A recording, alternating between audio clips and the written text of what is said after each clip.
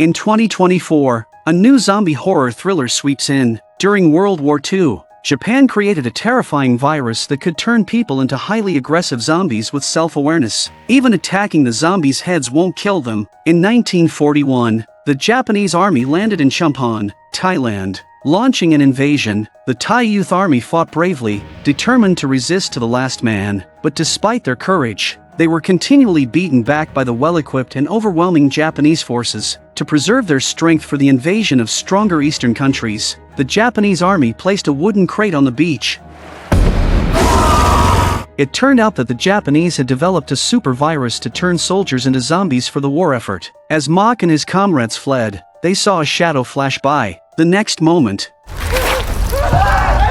one of their teammates was slammed into a tree, twitching uncontrollably. In panic, they all tried to escape, but none could outrun the zombies' relentless pursuit.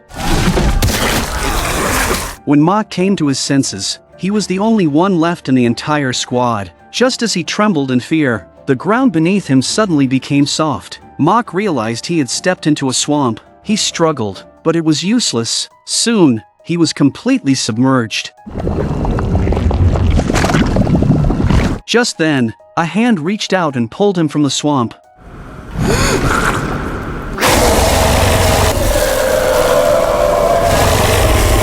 When Thailand's high command witnessed the terrifying power of the virus, they reluctantly ordered a ceasefire and prepared to surrender. However, the Japanese army was unaware that things were spiraling out of control. A group of Japanese soldiers went into the woods to clean up the battlefield, finding the area littered with bodies in a horrific sight. Suddenly, the bamboo tubes hanging from ropes began to shake wildly. A massive wave of zombies charged at them. Bullets had no effect, and the soldiers were forced to attach bayonets for close combat. But strangely, when they charged forward, the zombies had vanished. The captain, feeling a sense of unease, ordered his men to search for the zombies. He decided to rest while waiting. Soon, one of his subordinates reported back. When there was no response from the captain, they discovered that his head had been bitten off by the zombies. The remaining soldiers were frozen in terror. Just then, the zombies attacked again, their screams echoing through the forest. Not long after, Mac, a patrolling soldier, discovered a large number of severed limbs and bloodstains in the forest. Following the trail, he found a comrade trapped in a pit. He tied a rope to a tree and descended into the pit to help. Suddenly, the zombies lunged at Mac. He quickly grabbed a wooden stick and fought for his life, finally stabbing it through the zombie's head. Only then did he panic and scramble up the rope. However, suddenly, a zombie grabbed his ankle, trying to drag him back down. Just then, sparks flew from the wooden stick, setting the zombie on fire. Mac narrowly escaped. Not long after, Mock, who had been pulled from the swamp, woke up. He found that everything he looked at became very slow. Zombies surrounded him, but they didn't attack.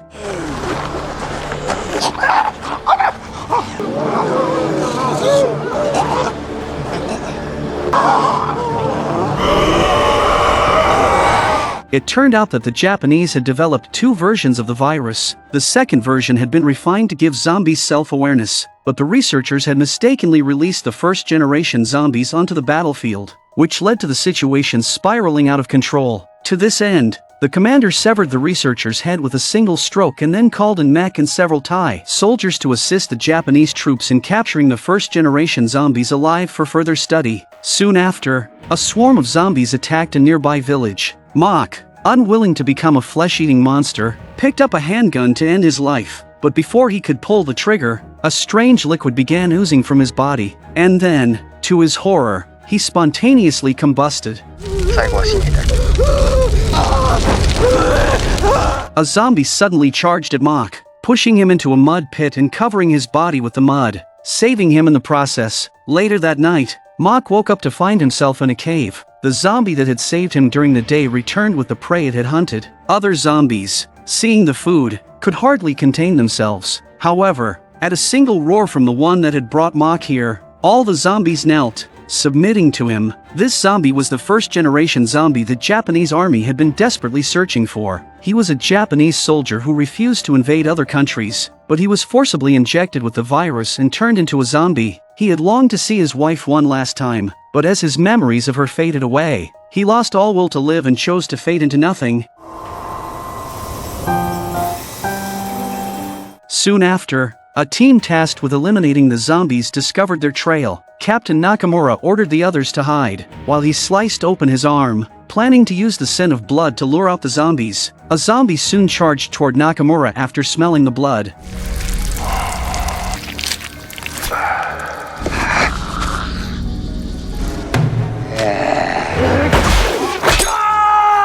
After capturing the zombie and bringing it back to base, they tried various methods to find a way to kill it, but whether using acid or bullets, nothing could harm the zombie. In a twisted experiment to test whether zombies retained any human qualities, the Japanese brought in the zombie's father. Upon seeing his father, the zombie's emotions became uncontrollable. At that moment, the Japanese forces killed the father right in front of the zombie. Furious, the zombie broke free from its cage, but instead of attacking the soldiers, it crouched down and began feasting on its father's corpse. Seeing their uncontrollable behavior, Nakamura decided to eliminate all of them as soon as possible. Meanwhile, the young zombies who still retained some intelligence gathered together. They planned to return to the village to find their families. However, as soon as they entered the village and smelled the living, all rationality was immediately consumed by their hunger. They attacked the nearest living people, devouring them until their hunger was temporarily satisfied. One zombie tracked down his wife and daughter. When the daughter heard her father's familiar voice, she cried and rushed toward him. Just as the zombie was gently stroking his daughter's head, the destroyer squad arrived and fired a harpoon at him.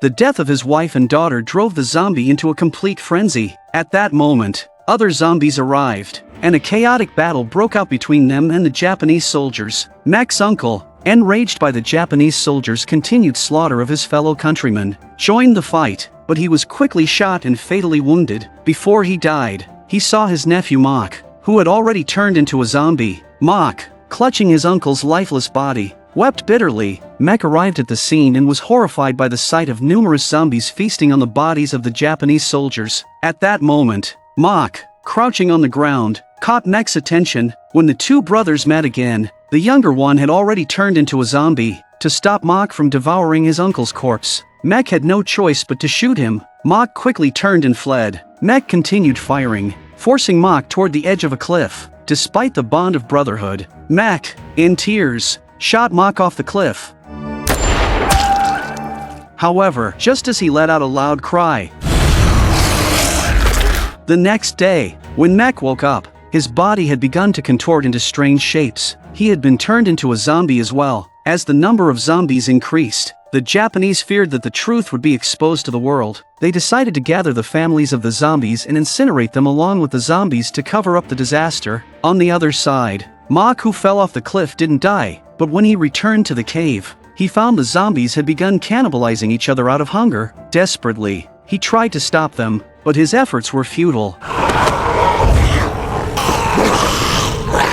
In that moment of chaos, Mech arrived. To his surprise, with a roar, all the zombies immediately submitted. Now their common enemy was the Japanese army. Upon learning that the Japanese soldiers had targeted even their families, the zombies rallied behind Mech, preparing to seek revenge. Meanwhile, the Japanese soldiers had herded the zombies' families into a jungle clearing, preparing for their execution. Unbeknownst to them, the zombies had followed their families' scent and arrived just in time. Seeing their families slaughtered, the zombies immediately rushed out and began crying, clutching their loved ones' corpses. In that moment, Mech came up with an idea. He could turn their mothers into zombies as well. But suddenly, four iron gates rose around them. It was a trap. The Japanese had lured the zombies here to eliminate them all at once. During the locking process, one soldier was bitten by a zombie and quickly turned into one himself. The iron gates couldn't withstand the fury of the zombies and soon collapsed. The zombies surged forward, tearing into the Japanese soldiers. Realizing the situation was out of control,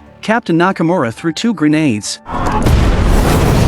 using the smoke to cover their retreat. Mech, however, rallied the zombies and planned a counterattack. intending to turn all the Japanese soldiers into zombies like himself. Not everyone agreed with this plan. Some argued that doing so would only create more monsters. In response, Mech cut down the dissenting zombie in a brutal strike, slicing him in two. Mach, too, opposed Mech's plan. He wished to let himself fade away, turning to ash, but he couldn't allow Mech to continue down this path of destruction. Mach was determined to stop his brother. Mech then sent 3 zombies to act as bait to lure the Japanese soldiers into the cave. Once the soldiers were inside, zombies ambushed them from all sides. Despite fighting desperately, the Japanese were no match for the horde. However, the Japanese had prepared flamethrowers. Having discovered the zombies' fear of fire, the flames roared through the cave, creating a path for the surviving soldiers to escape. Yet, the cave's complex tunnels left them lost. Unable to find an exit, the zombies, who knew the cave like the backs of their hands,